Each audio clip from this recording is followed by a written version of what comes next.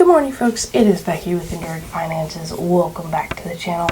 Today we are taking a look at the breakdown of all of my side hustle, gig hustle, additional work that I completed last year in 2024. Now this includes my part-time job because I wasn't doing it full-time and I was still doing other side things around it. So without further ado, let's go ahead and jump into it. So for 2024, I had 10 different sources of income that came in. First one is going to be dog sitting. Then I was donating plasma. I was doing lime juicing with scooters, moving scooters and bikes and recharging, changing out batteries. Then I had my part-time job baking pizza dough as the assistant commissary manager. I started the rental property at the very end of the year, but we're going to include it because that took a lot of time building up to that. Then I had Rover boarding inside my now rental house. We had Rover dog walks and drop-in visits. My savings account interest, which is a passive income source, so we're going to count that too. My stock dividends, so the income, the dividends that I earn for my stock portfolio that I do monthly updates on. Also, pretty much passive income. I'm spending about an hour, maybe a month doing that. And then Uber Eats one time, but because I did it once, it counts. So let's go ahead and take a look-see at my spreadsheet that kind of breaks down the different income sources, what I was doing with them, and all of that. So let's get into that right now. As far as total income, me, made $16,536.11. My biggest payer was the part-time job where I made just under $10,000 doing pizza dough. Then we have donating plasma, which is really one of the best ones out of this, coming in at $2,580. Stock dividends, we made $1,235.77. The rental property, we earned, this is paid before expenses and taxes, so we saw money coming in of $1,166.40, and I only rented out for the majority of the month of December, so this whole year doesn't really count except for that. Lime juicing, $1,160.15. We stopped doing this in August. I moved to Mountain Home and that no longer became a thing, and so I kind of missed that transition there. Rover boarding, we're in $200.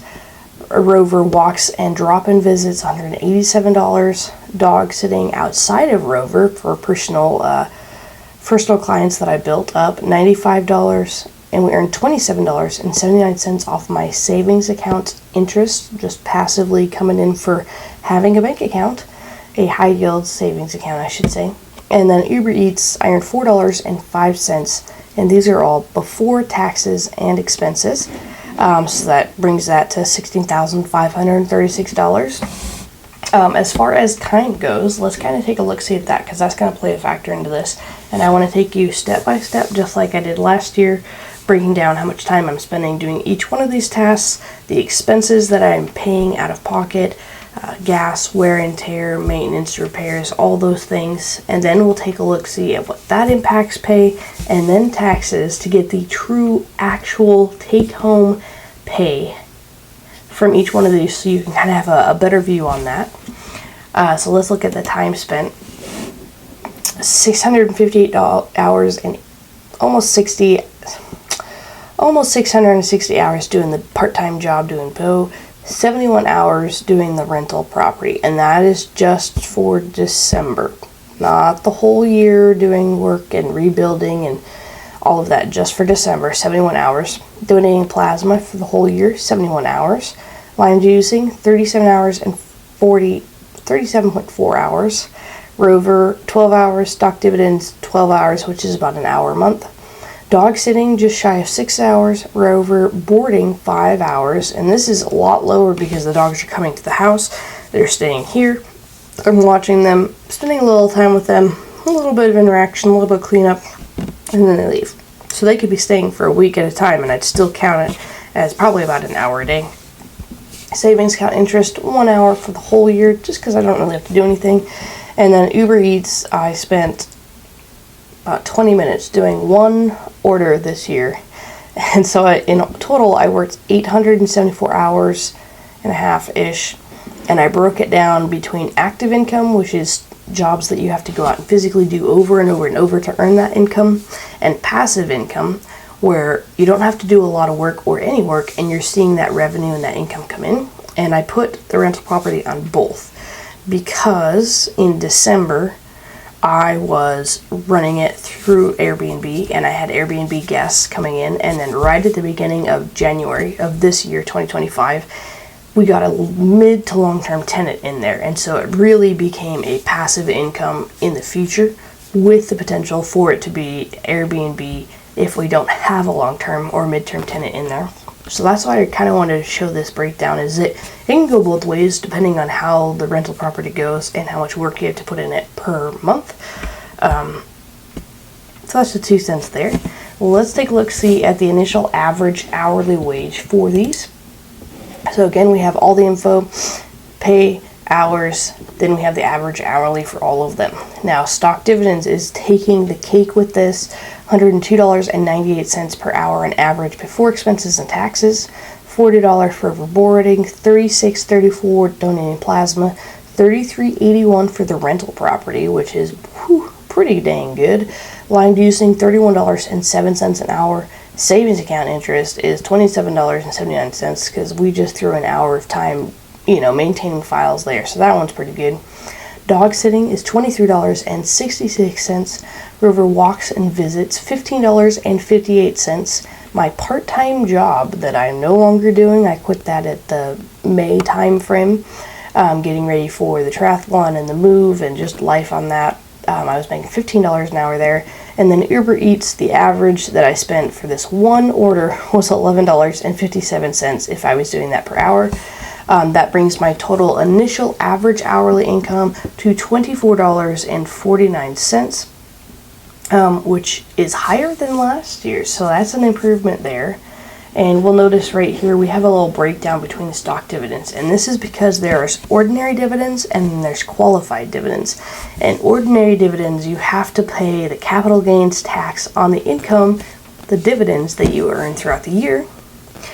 And qualifying dividends, you don't owe tax.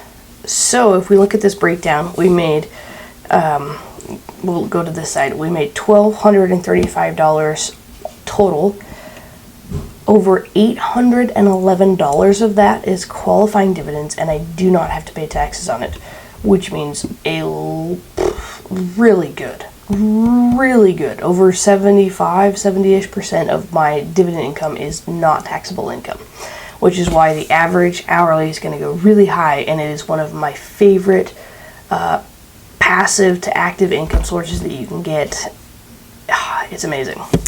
But anyways, let's move on and let's take a look at expenses, because no matter what, you're going to have expenses, whether you're driving your car back and forth to the rental property, going out and doing scooters, walking dogs, visiting people in their home, doing Uber Eats. All of that is going to take wear and tear on your car, gas, repairs, maintenance, and then the rental property is through the roof with repairs and supplies and all of that aspect. So let's look at the expenses. So we have it again broken down, pay before expenses, all the way down here with stock dividends. Now we go with miles driven, and we drove about 56 miles donating plasma, 402 miles doing Lime scooters, and this is where we really kind of start to see how those expenses take a toll on it, because I made a lot more money donating plasma than I did doing Lime scooters. And I drove a lot more miles doing Lime scooters than I did donating plasma. So my expenses for Lime juicing is way higher than donating plasma. The side with that is I can only donate a certain amount of plasma every week, and I'm capped at how much I can earn. With the scooters, Lime scooters, it's pretty open-ended and you can earn a lot more. It's just a lot more work. So that's kind of interesting there. 42.6 miles driving, doing dog sitting, and this is just me personally going to visit personal clients. Rover walks and visits 112. This one has been one of the highest expense ridden side hustles that I have done. Year after year after year, it is one of the lowest earning, highest expenses, large amount of time spent traveling between them. Not my favorite one. Uber Eats, we drove 6 miles for that order. And then the rental property, this is for the total year, 3,690 hours spent driving back and forth to the rental properties, because I moved 45 miles away, but driving back and forth to the rental property to work on it and do maintenance and all of those things. So in total, we drove over 4,308 miles there. I have a breakdown where I take in how much gas is at the current rate when I purchase gas. I add a couple cents there just for wear and tear, and I keep that in a spreadsheet and track that month by month, and every time I fill up, I update that on a separate spreadsheet for each one of these things. So we're going to see that the gas and wear and tear is going to correlate directly to the miles driven, especially, seen down here, down here, down here. Sometimes the gas is a lot cheaper, sometimes the gas is a lot more expensive. We saw a big fluctuation there. But really, the rental property, $861 on gas alone, just going back and forth this last year trying to get it up and running. And then we go into the new category, which is other expenses, and we have 3 that fall into this. We have river boarding. We have $40 of expenses there. That is for cleaning, because dogs and cats in your home make accidents. They pee on the floor, they have bowel movements, they throw up, they get hair everywhere, you have to clean. You also have to clean up after them, so you have to have poop bags. Poop bags drops into Rover Walks and Visits. You always have to have poop bags and cleaning stuff from traveling different places.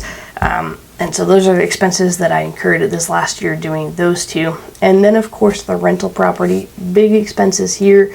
A lot of them are doing maintenance, redoing the bathroom, fixing stuff in the kitchen and the deck. So over $3,876 spent in expenses on the rental house. So we are way high on that. And then we can immediately see the repercussions of that when we get to the gross pay, which is factoring in the expenses that you have to pay before you can do taxes. So those are, we'll take that into consideration. But that's where we really see it impact the rental property, because we only made $1,166.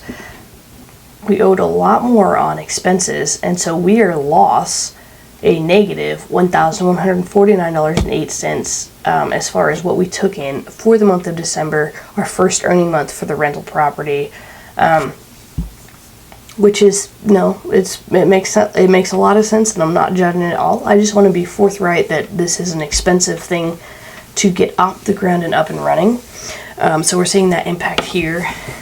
And then we see the gross pay really drop on a lot of these. Uber Eats dropped under $3 that we took home there, dropped the average hourly down as well. And it just went across the board. The only things that were not affected were those that don't have expenses, which are typically the passive income or working a actual W-2 job does not have expenses, because you can't claim your travel to and from work if you have one job as a deductible, a tax write-offable event. There's certain stipulations with that, but we won't get into that. But generically, if you have a W-2 job, you cannot write off the travel time back and forth. Let's go ahead and jump into taxes, and this is where it kind of gets interesting with working for yourself as a self-employed individual versus working for a company on a W-2 status. And so we're going to see that change between the part-time job working pizza and everything else, because the taxes that I owe are going to be more on all the work, the side hustle, and all that stuff that I did as a independent contractor, a self-employed entrepreneur, as you will, versus working for someone else. So let's look at that. All right, so we are looking at this again with gross pay, highest to lowest here. Part-time job doing pizza is going to be the highest. We're also going to owe the least amount of taxes, should be, on this. But we notice right away my Social Security and Medicare taxes are really, really high, which makes sense. But my employer should be paying half of that. So I can probably look at this and go, they probably overtaxed me in that, and I'll probably get some back. That's what I'm estimating when I do my taxes there. We owe the same on federal and on state. We're looking at 5.7% tax for Social Security and Medicare and FICA and all those things for working for a W-2 company.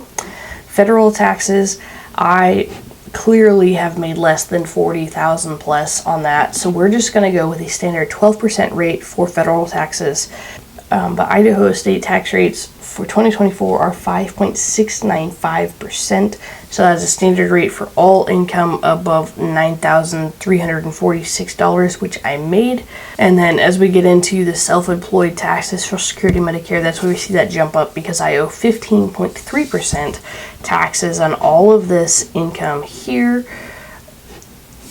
But it gets a little different when you get into investments. So part-time job, working at a pizza company, W-2, gross pay, lots of taxes, total taxes owed $961.50. Donating plasma is a contract job, so we're paying all of our Social Security and Medicare taxes all the way down the rest here, $386, $303 federal, $143 state, for a total of $833 for donating plasma. As far as stock dividends, we get into a different avenue here because this is an investment return and not a contract labor type position, and we don't have to pay Social Security or FICA Medicare taxes for investments. So the stock dividends that we earned, we don't have to pay that tax. Also, the savings account interest, we don't have to pay that tax. We still have to pay federal and state, but we do not have to pay Social Security and FICA and Medicare taxes, all of that wrapped up in one for those investments. Then we get into lime juicing, total taxes $349, river boarding $52, rover walks and visits $41, dog sitting $28.81, savings account interest $4.92 on taxes. None of that Social Security, all of that, we didn't have to pay taxes on that, so a small percentage was taxed. 98 cents on taxes for Uber Eats. We are just getting beat up with Uber Eats on this one order. And then because I didn't earn any actual income from the rental property, we don't have to pay taxes on it, which makes that nice. So we see that breakdown total here. Total gross pay, this is incorrect number here. Let's fix that real quick. I was making some adjustments in this, so I apologize. Alright. Let's pull this over real quick here. Alright, so there's the correct number. So gross pay, $13,960.66. Social Security total, $1,288.94. Federal taxes, $790.41. 41 cents. State taxes, $413.72. So total taxes that I owe off of these incomes right here is $2,493.07. And this does not take into every single tax deduction that come into play. That does not come into the office deduction from my home. It doesn't take into the fact that I probably overpaid taxes on my part-time job working with a W-2 from an employer. So there's going to be some play with this. So this is not the exact amount of money that I'm going to owe on taxes this year for these jobs, but it is a universal number that we can look at and go, okay, this is how much we're actually going to have to pay potentially for these jobs just by themselves. Let's take a look at the pay overview, kind of see how that goes. So we have the pay before expenses, average hourly, the gross pay. So we're factored in expensive now, and that impacts the average hourly pay. And then we get into the net pay, and this is your pay after expenses and after taxes. So this is actually your physical take-home pay in your wallet, what you can spend after all of that has been paid. So stock dividends, we dropped from $1,235 to $1,160 for an average hourly wage of $96.72. Donating plasma, we dropped from $2,580 to $1,693. So our wage is now $23.85 an hour on average.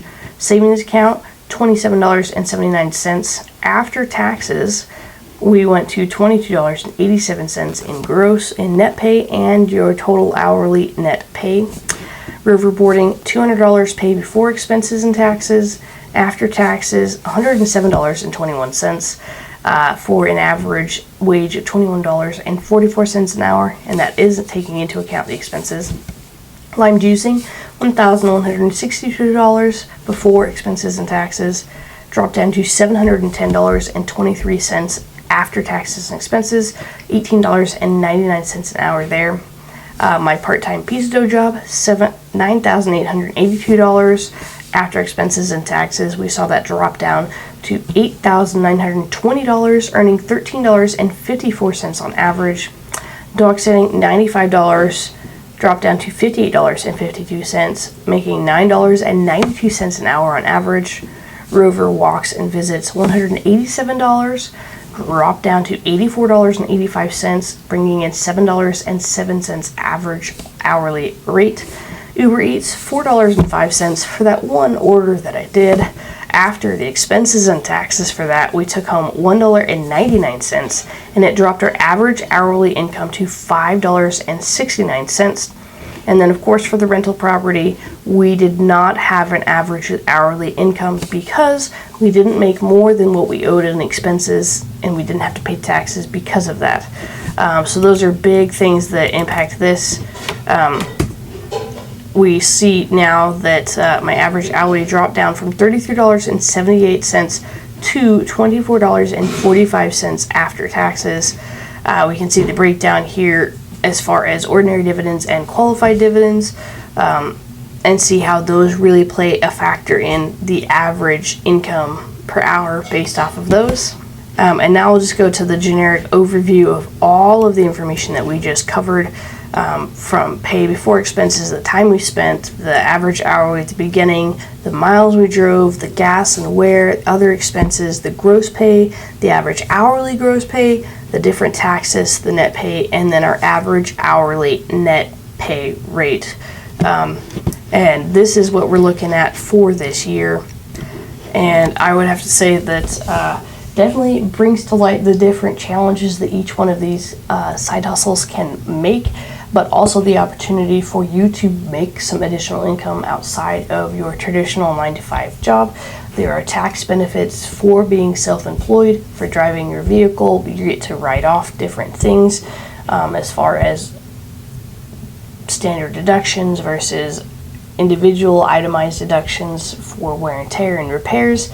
And you get to write off expenses of items that you need to use to be able to operate your business. So for dogs, you need poop bags. You need the ability to clean up after them because they're going to make messes, and all of that flows into the way. But I'm going to leave this here. This is my 2024 side hustle breakdown of all the stuff that I did and all the money that I made from it in the most realistic and honest way that I can. And I will see you next time, folks. Bye.